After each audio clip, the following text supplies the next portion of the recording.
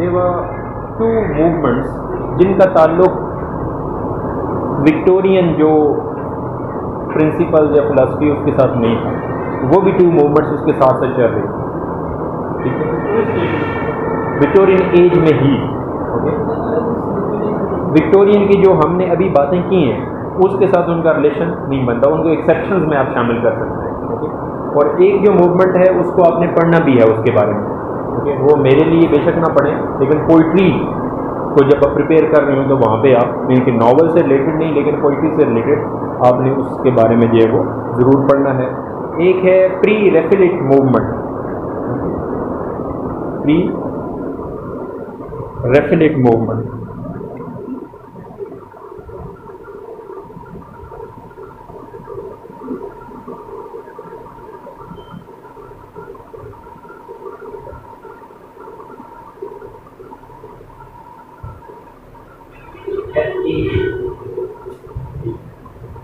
रेफिलेट movement pre Raphaelite है, और एक मूवमेंट है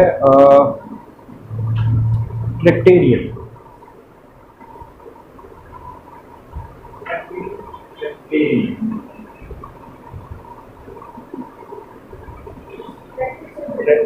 ट्रैक TRACT, ओके, और आगे ARIAN, ट्रैक्टेरियन, ट्रैक्टेरियन, ट्रैक से ट्रैक्टेरियन मूवमेंट। ओके, अब यहाँ पे जो पहले जो मूवमेंट जो मैंने बात की प्री रेफिलेट मूवमेंट, बेसिकली इसकी जो बिगिनिंग है that is in painting. Pre Raphaelite movement की जो बिगिनिंग है वो कहाँ पे है, वो पेंटिंग में। और इसके जो प्रोटेगनिस्ट हैं मीन्स के पायनियर ज़मीन, वो है रोजेटी। रोजेटी, वैसे इसको आप रोजेटी फैमिली भी आप कह सकते हैं, ब्रदर एंड सिस्टर थे दोनों, ठीक है, एक रोजेटी सिस्टर और रोजेटी ब्रदर, तो दोनों ये प्री रेफिलेट मूवमेंट के पायनियर्स में से आते हैं। ROSSETTI Rossetti, ROSSETTI Rossetti. Swinburne भी एक इम्पोर्टेंट नुमाइंदा था इस मूवमेंट का। स्विनबर्न, और एक और भी जो इस मूवमेंट के साथ जो अटैच था वो भी एक इम्पॉर्टेंट फिगर है लिटरेचर का, मॉरिस, MORRIS, मॉरिस, MORRIS। इसका नाम कैथरीन भी लेती है मिसिसिपी के सामने। कैथरीन को मॉरिस और जीबी शॉ पसंद थे दोनों, meaning Morris ji, pre Raphaelite. और इनका जो बेसिक पर्पस था वो वही था, आर्ट फॉर आर्ट से, आर्ट फॉर आर्ट से। और ये पोइट्री को they used to consider poetry as the branch of aesthetics. वो समझते थे कि पोइट्री वही रिफॉर्म, सोसाइटी बेहतरी लाना, इसके लिए नहीं है, बल्कि पोइट्री का पर्पस है आपको आपकी एस्थेटिक्स को प्लेयर है, ठीक है, तो एस्थेटिक प्लेयर की वो बात करते हैं। सो इनका जो मेन कंसर्न था, it was with the appreciation and creation of beauty, appreciation and creation of beauty.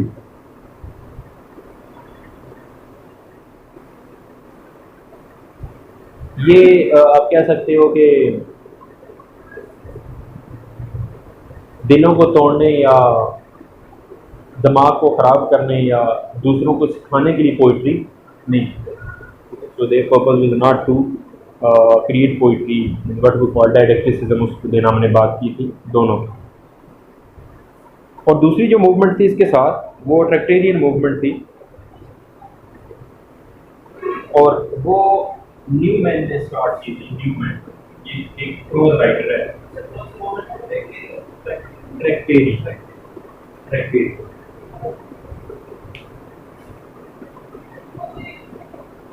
Okay, अब ये जो न्यूमैन था, he was a very famous prose writer. Newman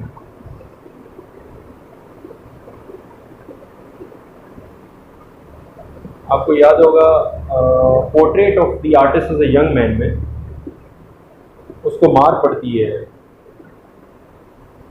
what was the name of the character? Stephen Dedalus. कि Stephen को मार पड़ती है, तो वो उससे सवाल जब पूछते हैं कि तुम्हें कौन सा प्रोज राइटर पसंद है, वो कहता है न्यूमैन। तो वो लड़के न्यूमैन को क्यों पसंद करते हैं? क्योंकि ये रिलीजियस पोइट होता है। तो अगले पे जाके उनका क्या हो जाता है, एक दूसरे से इख्तलाफ हो जाता है, ठीक है? तो इस वजह से उसे मारते भी हैं। तो न्यूमैन जो है वो ही वॉज वेरी रिलीजियस। अब ये एक्सेप्शन में हमने क्यों शामिल किया? एक्सेप्शन में इस वजह से शामिल किया कि विक्टोरियन एज में बेसिकली रिलीजन के बारे में बात नहीं हो रही, लेकिन ये रिलीजन की बात कर रहा था। फिर रिलीजन रिवाइव कर सकता है चीज़ों को, तो वो रिलीजियस आप कह सकते हो कि इसकी जो पोइट्री है that was very much religious in nature. और his poetry has no relationship with science. Okay, Newman की जो राइटिंग्स हैं उनका साइंस के साथ कोई ताल्लुक नहीं है। वैसे विक्टोरियन एज में जो डोमिनेंट चीज़ थी वो क्या थी? Scientific attitude.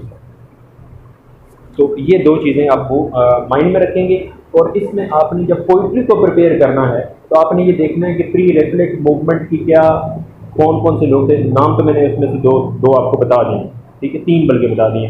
वो रोजेटी जो है वो ब्रदर भी है और सिस्टर भी है, ठीक है। उन्होंने पोइट्री को स्विनबर्न, क्योंकि ये इसके जो नुमाइंदा रिप्रेजेंटेटिव राइटर्स थे प्री रेफ्लेक्ट मूवमेंट।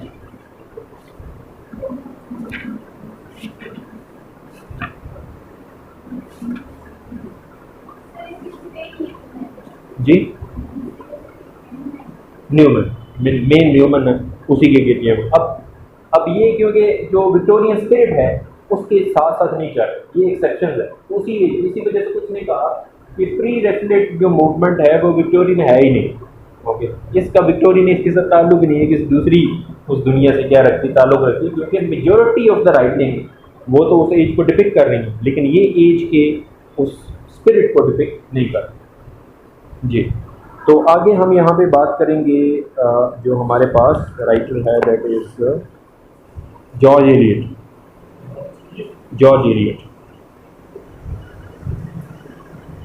एलियट का आपने पढ़ा हुआ नॉवल कौन सा?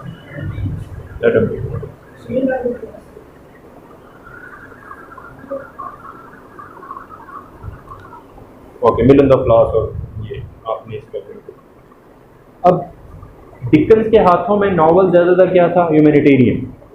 ओके, और थैकरे के हाथों में जो नॉवल था वो क्या था? सैटिरिकल। और इसके हाथों में जो नॉवल था वो था मॉरल एंड फिलोसॉफी। मॉरल, जी, मेला यस, वैनिटी फेयर मेले वाला।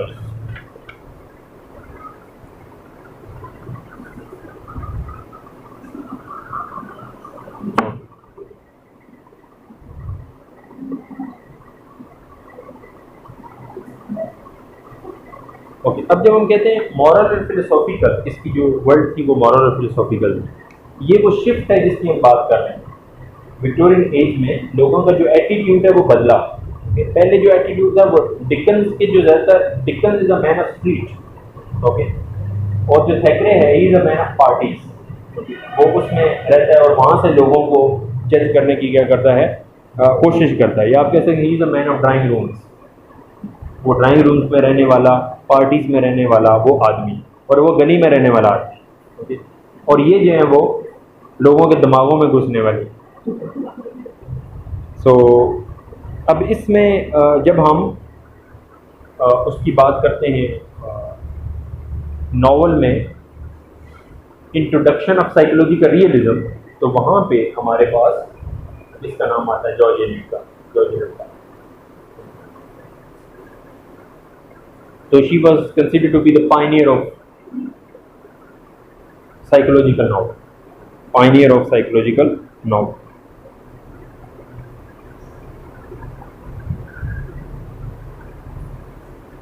अब इसका जो कॉन्सेप्ट ऑफ मोरालिटी है उस पर भी आपको क्लैरिटी होनी चाहिए, और उसके अलावा जो उसने डिफरेंट लाइफ की फिलॉसफी इंट्रोड्यूस करवाई उस पर। अब उसके यहाँ मोरालिटी सिर्फ रिलीजियस मोरालिटी नहीं है, क्योंकि जो रिलीजन आपको सिखाता है कि अच्छा काम करना है, ये नहीं करना, ये बुरा है, ये अच्छा है, बल्कि उसकी जो मोरालिटी का कॉन्सेप्ट है that is related to human nature.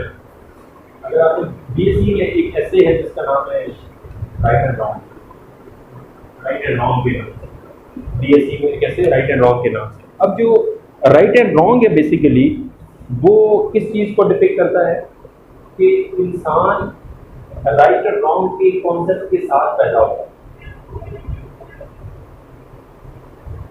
Right and wrong के कॉन्सेप्ट के साथ पैदा होता है, और वो लाइफ में without the help of any religion और रिलीजियस फिगर वो ये डिसाइड कर सकता है कौन सी चीज गलत है और कौन सी चीज ओके। तो अब जॉर्ज एलियट की जो मोरालिटी है वो ये मोरालिटी है उसकी कि वो आपने इंसान और वो मोरालिटी के जिससे आप दूसरों की लाइफ को क्या कर दें, डिस्टर्ब कर दें, और दूसरों की लाइफ में एक आप कह सकते हो कि ट्रेजेडी क्रिएट कर दो, वो इमोरल। लेकिन आप अपनी लाइफ में रहते हुए जो मर्जी करें, अगर उससे आप किसी दूसरे की लाइफ की इन्फ्लुएंस नहीं कर रहे और उस पर बुरा असर नहीं पड़ रहा, तो दैट इज राइट। पर आपने खुद डिसाइड करना है what is right and what is wrong. तो ह्यूमन वो क्या कहती है कि मॉरल सेंस के साथ इंसान पैदा हुआ है, इंसान मॉरल, उसको मॉरल सेंस सिखानी नहीं पड़ती है, वो मॉरल सेंस के साथ पैदा हुआ है, तो उस पर रिलीजन के जरिए जबरदस्ती मॉरलिटी जो लगाने वाले लोग अंदर का वो क्या है, वो गलत है। तो अब यहाँ पे और फिर जब पहले तो होगी आपके पास मॉरल सेंस, मॉरल सेंस जो नेक्स्ट स्टेप आता है that is moral responsibility. Moral responsibility. When you talk about moral responsibility, so whenever you perform any sort of the action, who is responsible for that action? The individual who is performing that action, that individual is responsible for that action. अब जब आप responsible है तो आपने क्या करना है, उस रिस्पॉन्सिबिलिटी को आपने एक्सेप्ट भी करना है। हमारा the problem with human being is that एक तरफ हो गया जैसे they want freedom, freedom to act, freedom to do something, freedom to produce something, लेकिन जब वो क्या होता है कि जब उसके कंसिक्वेंसेस अच्छे होते हैं, yes this is my choice okay, और कंसिक्वेंसेस बुरे हों तो ये किसी और की गलती होगी, मेरी नहीं, मैं ऐसा काम नहीं कर सकता। तो यहाँ पर क्या है कि ये इसी को नाम जो बाद में साठ ने दिया वो बैड फेथ का नाम दिया। आपकी लाइफ, आपकी जिंदगी में ऑथेंटिसिटी नहीं। ऑथेंटिसिटी क्या है कि if you perform any sort of action you must take responsibility of it. क्योंकि अब देखिए ना, एक तो आप कहें कि रिलीजन की मोरालिटी तो मैंने अमल किया और उसके कॉन्सिक्वेंसेस गलत हो गए, रिस्पांसिबिलिटी किस तरह की रिलीजन की मोरालिटी। एक तरफ आप कह रहे हैं मैं मॉरली फ्री हूँ, मेरे ऊपर रिलीजन की तरफ से कोई रिस्पांसिबिलिटी नहीं है, मैं अपनी मोरालिटी को खुद क्रिएट करने वाला। तो जब आपने उस मोरालिटी को, उस वैल्यू को खुद से क्रिएट किया तो अल्टीमेटली यू बी रिस्पांसिबल। लेकिन जॉर्ज एलियट जिस दौर में वो रह रही थी, क्योंकि बेसिकली वो विक्टोरियन तो था, उसमें जो उसकी आप कह सकते हैं नॉर्म्स या ट्रेडिशन तो बड़ी विक्टोरियन थी, लेकिन वो जो टसल मैंने आपको बताई है ट्रेडिशन और न्यू, उसमें वो मौजूद थी। तो अब मेल और फीमेल में जब भी मॉरल रिस्पांसिबिलिटी की बात होगी, कोई ऐसा एक एक्शन भी उन्होंने दोनों ने खुद मिलकर किया है तो वो विल बी मोर रिस्पांसिबल। एक एक्शन है जैसे कि मैं और सोनिया, हम दोनों ने चोरी की, तो हु इज रिस्पांसिबल? दोनों रिस्पांसिबल है, हु इज मोर रिस्पांसिबल? ये कहता हूँ बहुत मुश्किल है। मेल डोमिनेंस भी है, और उसके साथ जॉर्ज एलियट का एक बड़ा डिफरेंट किस्म का रूल था जो फेमिनिस्ट थी जो सारा कुछ, वो ये कहती है कि इस तरह का जो भी एक्शन जहाँ पे मेल और फीमेल दोनों मिल के कोई काम करें तो उसमें मॉरल रिस्पॉन्सिबिलिटी फीमेल की है लेकिन मेल भी है। क्योंकि वो क्या कहती है कि a morally weak woman is weaker than a morally weak man। ये दोनों मॉरली वीक है ना, देखना चोरी की है तो मीन्स कि फीमेल भी मॉरली वीक है और मैं भी मॉरली वीक, लेकिन उसमें वो कहते हैं कि दोनों की वीकनेसेस को अगर कंपेयर किया जाए तो फीमेल मॉरली वो वीकर होती है एज कंपेयर टू मेल। तो मेल क्योंकि वो मॉरली थोड़ा स्ट्रॉन्ग था, इसके बावजूद उसने ये एक्शन किया है तो ही है मोर रिस्पॉन्सिबल। तो रिस्पॉन्सिबिलिटी जो है वो उसके ऊपर नहीं होता है आएगी, लेकिन इसके बावजूद वो ये समझती है कि ह्यूमन बीइंग्स को कभी भी कोई भी जो एक्शन वो करते हैं वो उसके कंसिक्वेंसेस हमेशा होते हैं। ये कभी नहीं हो सकता कि आप वो एक्शन करें और कोई कंसिक्वेंसेस ना हो, और वो एक्शन आपकी फ्रीडम पर मबनी होगा, उसके कंसिक्वेंसेस में होंगे। तो like she was living with a man वो लिव इन रिलेशनशिप, जिसका नाम जॉर्ज, इसीलिए जिसने अपने नाम के साथ ये अंतर लगाया जॉर्ज लगाया। इसमें इसके बारे में वो भी आता है कि इसका असली नाम क्या था, Mary Evans, yes, Mary Ann Evans, इसके बारे में इसका ओरिजिनल जो नेम है वो ये जॉर्ज है।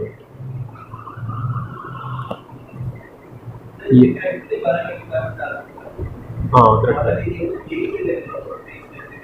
हाँ, मॉरली खुद बी किसी वजह से कहते थे ना, वो कहती थी कि दिस इज माई चॉइस और मेरी चॉइस से आप पे कोई इफेक्ट हो रहा है, मैं अगर एक मेल के साथ रह रही हूँ तो आपको क्या मसला है। बैकग्राउंड तो रिलीजियस था, लेकिन ऑब्वियसली उसने उसको क्या किया, यस, तो प्यूरिटन नहीं, प्यूरिटन तो नहीं था ये प्यूरिटन। तो अब यहाँ पे वो जो आप ये कह सकते हो कि वो मॉरल रिस्पॉन्सिबिलिटी वो तो उसने ये वो लेके आ, लेकिन एक जो चीज है जो कंसिस्टेंटली इसके नाम में आता है वो है beauty versus desire. Beauty versus Dzire,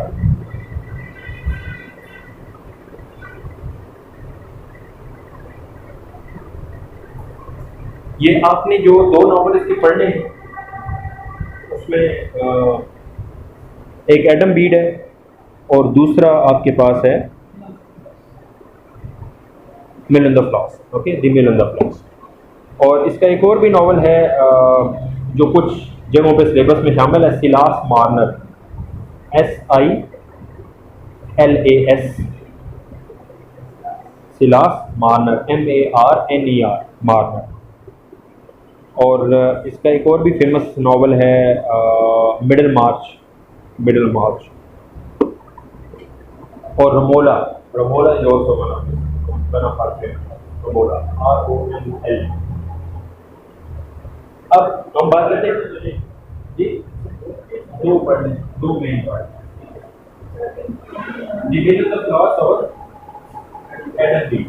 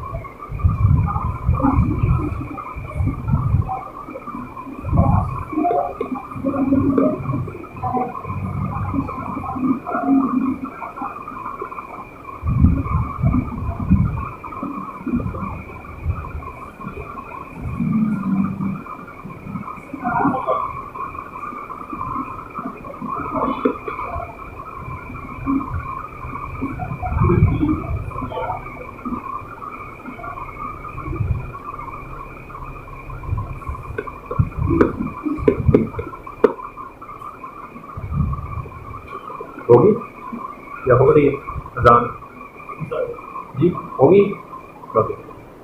so we were talking about beauty versus desire. Mirror the cross में जो कैरेक्टर है मैगी, वो इसी पे शिकार है। एक तरफ वो जिसका भाई जाता है, एक तरफ वो जिसका बाप है, एक तरफ वो जो जाता है। और इस कसल में ही क्या आता है, ट्रेजेडी। मैगी की लाइफ की जो ट्रेजेडी है वो इसी कसल में ही है कि वो अपने भाई को भी खुश रखना चाहती है, उससे मोहब्बत करती है, वो अपने बाप की भी उसके बाप ने हमेशा उसके साथ, और दूसरी तरफ वो अपने दिल की भी बात नहीं है, जो मेल उसे पसंद है उसकी तरफ को जाना चाहती है, जो नहीं उसे पसंद छोड़ना चाहती है। ड्यूटी का क्या किया नहीं, तुमने कमिटमेंट की है, बात हो गया। और दिल कहते नहीं कमिटमेंट साइड की तरफ उसकी तरफ है। सो अल्टीमेटली वो इसी में ही रहते हुए सारे नावल का जो कॉन्फ्लिक्ट है वो इस बेसिक थीम के ऊपर क्या होता है राइज होता है, और वो इट लीड्स टू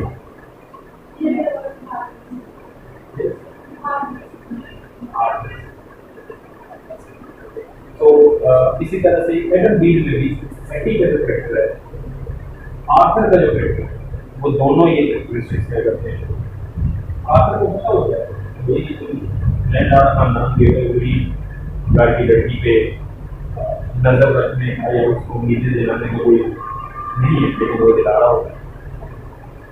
तो इसी तरह से हैटी को भी अपनी लिमिटेशंस का पता होता है, लेकिन वो अपनी मोहब्बत में इतनी गिरफ्तार होती है कि वो लिमिटेशन भूल जाते हैं कि मैं किस खानदान से कहाँ से ताल्लुक रखती हूँ, मेरे काम करना मेरी ड्यूटी पे है। तो अल्टीमेटली उसकी लाइफ में भी हैटी की लाइफ में जो ट्रेजडी आती है वो तो वैसे ही सब छोड़ आती है। तो ये उसमें आपको कंसिस्टेंटली ड्यूटी नजर आएगा। अब ये ड्यूटी वर्सेस डिजायर में वही कॉन्फ्लिक्ट है जो विक्टोरियन एज के बहुत सारे लोग क्या कर रहे थे, फेस कर रहे थे। रिलीजन क्या कहता है, फैमिली क्या कहती है, और दूसरी तरफ उन्होंने कहा रिलीजन को छोड़ो।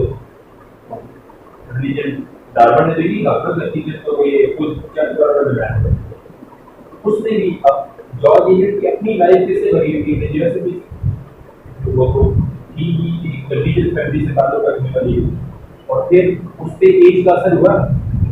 एज का असर क्या हुआ? एज का असर ये हुआ कि उसने इसका रिलीजन तक को छोड़ के एक ऐसा बोल्ड स्टेप उठाया जो उस वक्त विक्टोरियन दौर में जो लोग आम तौर पे इमेजिन नहीं करते थे, वो उस बोल्ड स्टेप की तरफ गए। और उसमें उसने जो बोल्ड स्टेप उठाया, इसी तरह से कुछ उसके कैरेक्टर्स भी बोल्ड स्टेप उठाते हुए नजर आते हैं, जैसे कि मैगी में जॉर्ज एलियट के ऑटोबायोग्राफिकल एलिमेंट्स नजर आते हैं। बल्कि मैगी की लाइफ को पढ़ते हुए कभी आपको ये लगता है कि आप जॉर्ज एलियट की ऑटोबायोग्राफी पढ़ते हैं। इस तरह से आप उसमें ये वो देखते हो तो आपको समझ आती है कि ये तो लगता है कि हम उसको देख रहे हैं, जॉर्ज एलियट को देख रहे हैं। लेकिन इसके बावजूद इसके नॉवेल्स में आपको विलन्स ना होने के बराबर नजर आते हैं। जैसे कि उसके कैरेक्टर्स की कैटेगरी बनाई ना डिकेंस में, विलन्स भी होते हैं आप, जैसे कि उसमें कौन से वो कैरेक्टर्स हैं दोनों अटेल ऑफ टू सिटीज, डिफार्ज, वो विलन के तौर पे वहाँ पे जो उभरते हैं। अब इसके नॉवेल में हमें एक टेंडरेस्ट सिंपैथी नजर आती है for the sake of the characters. वो ये क्या कहती है, there are no villains and there are no devils और एंजल्स, बल्कि क्या है, characters they are human. Now devil है, नाउ एंजल है, बिल्कुल इंसान है, और इंसान गलती कर सकता है। क्योंकि इंसान को जो जिसको वाटर डार्कनेस में जोसेफ कॉनराड ने क्या कहा, फैसिनेशन ऑफ डोमिनेशन, ईवल की एक अट्रैक्शन होती है। लेकिन इसने वो ये वहाँ कहा क्या है कि characters they are able to resist. हर एक कैरेक्टर के अंदर कोई ना कोई वीकनेस। कौन सी वीकनेस है? कोई ओवर प्रैक्टिकल है, कोई ओवर एम्बिशियस है। इसी तरह से कोई किसी की मोहब्बत में गिरफ्तार होता है तो यहाँ पे नहीं गिरफ्तार होता, वहाँ भी गिरफ्तार होता है, तो वो टेम्पटेशन को रेजिस्ट नहीं कर पाते। तो टेम्पटेशन को रेजिस्ट नहीं कर पाते तो दे फेस रिजेक्शन। अब उसमें देयर आर नो विलन्स। जैसे कि अगर आप देखें उसमें एडम बील में, तो आर्थर जो है वो हैटी की लाइफ को चलाओ कर, और हैटी उसकी वजह से सफर करती है, जेल में जाती है और फिर मर जाती है। लेकिन इसके बावजूद आर्थर से हमें नफरत नहीं होती। क्यों? क्योंकि आर्थर इस बात को मानता चुकी है, वो अपने आप को किसी तरह रोकता भी है कि मुझे हैटी की तरफ नहीं गिरना चाहिए, लेकिन नहीं रोकता। तो he unable to resist the temptation. और मेजॉरिटी ऑफ एक बंदे को अगर दौलत का शौक है ना, तो बहुत सारी दौलत आके पड़ी होती हो, रोकना बहुत मुश्किल हो जाएगा। क्योंकि this is what we call our forefathers did, Adam and Eve. वो भी नहीं रेजिस्ट कर सकते टेम्पटेशन। ये भी कहती है कि इंसान कोई टेम्पटेशन डिफरेंट हो सकता है। हर एक की अपनी कमजोरी हो सकती है, but human beings are unable to resist, और जब वो रेजिस्ट नहीं कर सकते तो वो अल्टीमेटली लीड्स टू ट्रेजेडी। अब यहाँ पे क्योंकि जिस एज में वो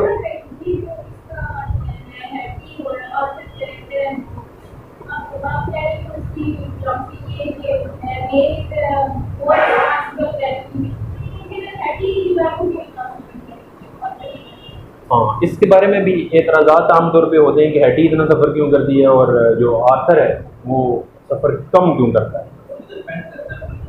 जी हाँ, एक तो ये है मैं कि अगर उसको जस्टिफाई करें, लेकिन उसकी उसमें भी बायोग्राफी है, क्योंकि जॉर्ज एलियट खुद खूबसूरत नहीं थी बिल्कुल, बड़ी आम सी शक्ल की थी, और इसकी एक सिस्टर थी जो बहुत खूबसूरत थी, और इसकी मदर की सारी अटेंशन उसकी तरफ रहती थी हमेशा। तो ज़्यादातर इसके खूबसूरत करैक्टर सफ़र करते हुए नज़र आते हैं। ऐसा लगता है कि वो अपनी ज़िंदगी का बदला, हम जो ज़िंदगी में ख्वाहिशें, ये फ्रॉइड ने कहा कि जो हम ज़िंदगी में ख्वाहिशें पूरी नहीं कर सकते वो हमारी राइटिंग में नज़र आती है। ठीक है, राइटर बनता कैसे है वो ऐसे। जी यस ओके। तो वो बल्कि उसका ये ऐसे apart from psycho analytical theory on creation. Okay, तो उसमें तो इसी तरह से जॉर्ज एलियट जो अपनी लाइफ में नहीं परफॉर्म कर सकी, वो उसे हमें ये लगता है कि उसने अपनी नॉवेल्स में अपने खूबसूरत करेक्टरों से बदला लेके ये काम जो की। लेकिन इसके बावजूद अब आप उसमें मुझे बड़ी खूबसूरत लाइन याद आ रही है सैमुअल बेकेट की, कि उसमें जो एक पत्ता होता है ना दरख्त बैकग्राउंड में उसके ऊपर, तो वो उसे मेरा डीडी जो है वो उसे कहता है एस्ट्रागन को कि वो पत्ता इधर जो कल था ना वो गिर गया, कहते हैं नो मोर सफर,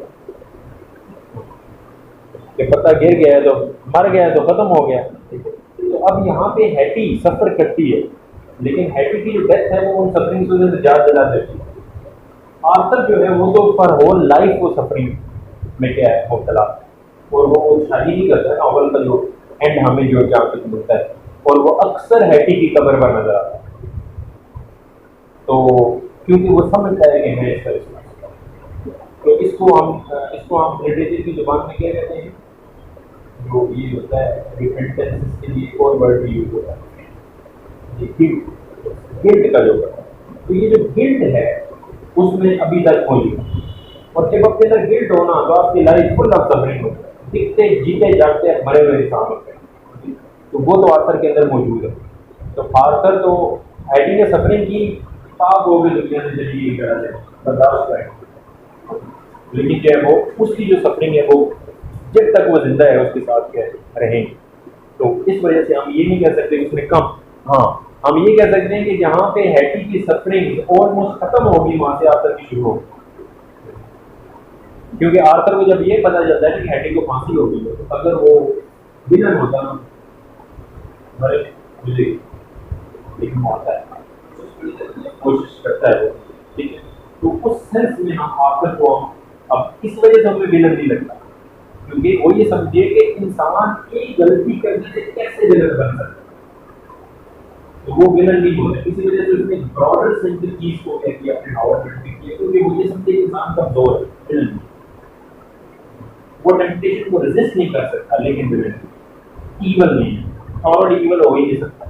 तो इस तरह से क्योंकि साइकोलॉजिकली बहुत सी अभी वेबसाइट जो साइकोलॉजिकल रियलिज्म क्या कहते हैं अपने नॉलेज में दिखाती है, तो साइकोलॉजिकली आपने एक जुर्म किया, सारे लोग आपके जुर्म को देख रहे हो, इसने तो अपनी बेटी को मार दी, इसने अपने बेटे को मार दिया। तो जब हम ये कहते हैं सिर्फ कितनी कहानी आप तक पहुंच सकती है, आप बच्चे को बुराई नहीं, इतना साले मानती है, you don't know how this happened and why this, लेकिन अगर आपको पता चल जाए तो जैसे टू एग्जाम्पल, जॉन स्टेनबेक का नॉवल है ऑफ मैन एंड माइस,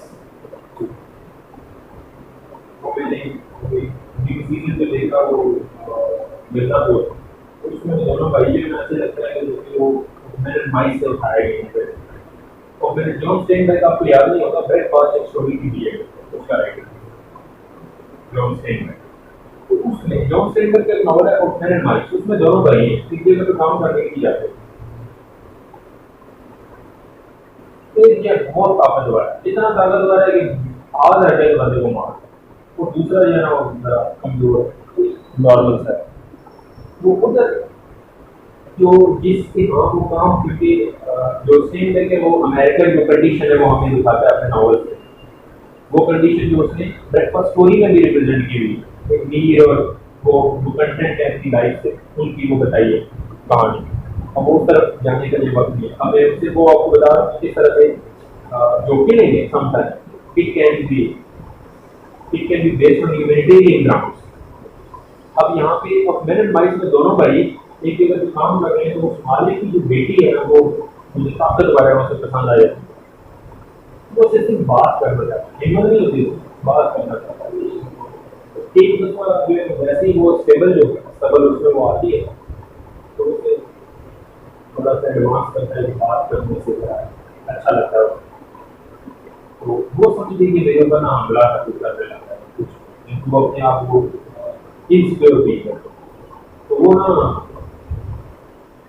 चीख मारती जैसे लगता है कि मैंने चीख मारा ये तो काम गड़बड़ हो जाएगा, वो उसके मुंह पे ना हाथ रख देते दबा, तो होता है ताकत दबाता है इस तरह की गड़बड़, तो लड़की मर जाती है। उसको अपने भाई को कहता है कि तुम यहाँ से भाग, वरना ये तुम्हें नहीं छोड़ो, और वो कहते हैं कि तुम फलां जगह पे पहुंचना, ठीक है, तो मैं देखता हूँ अगर तो यहाँ पे हालात को बेहतर हो गए तो ठीक है, मैं फलां जगह पे तुम बैठना तो मैं तुम्हें जो वो बुला दूँ, थोड़ा करना होगा तो मैं वहाँ पे आऊँगा तुम्हारे।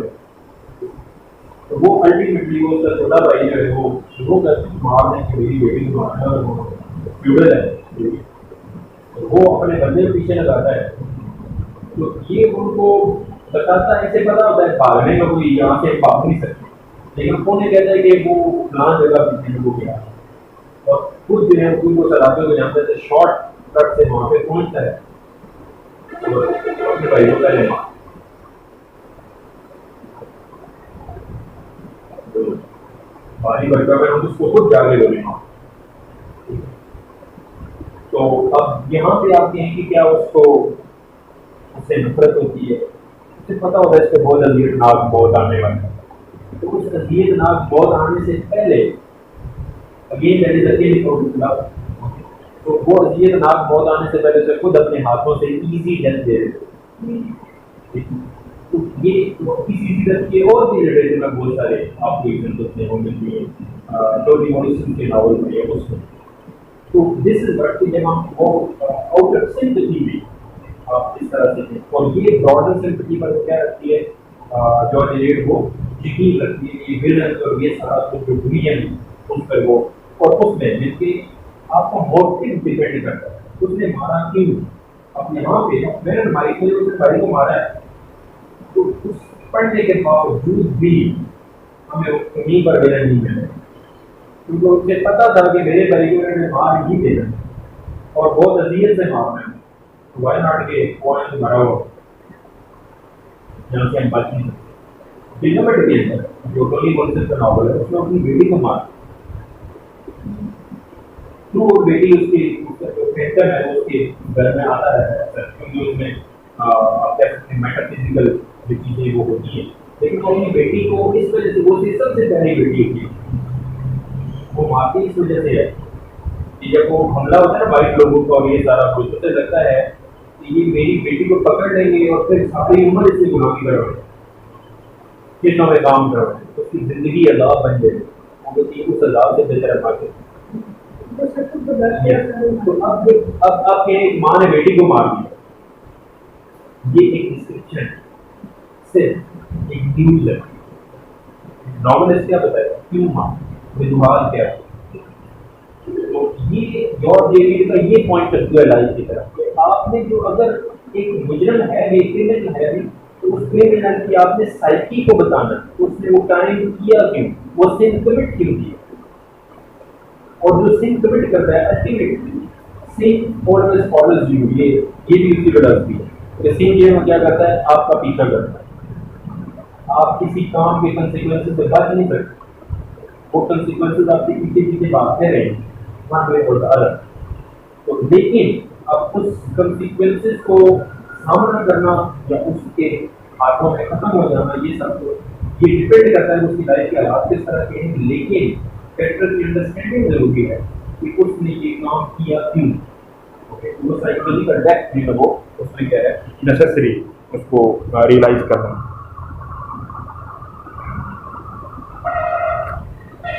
तो जॉर्ज एलियट को जब आप देखेंगे तो इन चीज़ों को आपने क्या रखना है, माइंड में रखना है। जॉर्ज एलियट के नॉवेल्स को भी पढ़ते हुए और उसकी मीन्स के ओवरऑल जो लाइफ के बारे में जो फिलॉसफी है उसको भी माइंड में रखते हुए आपने इन चीज़ों को क्या करना है, देखना है। ठीक है, इससे रिलेटेड आपके माइंड में कोई क्वेश्चन है ऑब्वियसली?